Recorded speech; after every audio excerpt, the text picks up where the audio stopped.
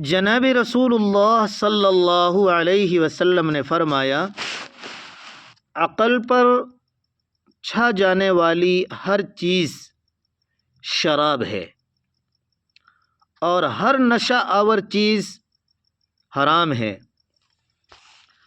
اور جس نے نشہ آور چیز پی لی تو اس کی 40 دن کی نمازوں کی برکت اٹھا لی جاتی ہے، اور اگر وہ آدمی توبہ کر لے تو اللہ تعالیٰ اس کی توبہ قبول کر لیتے ہیں۔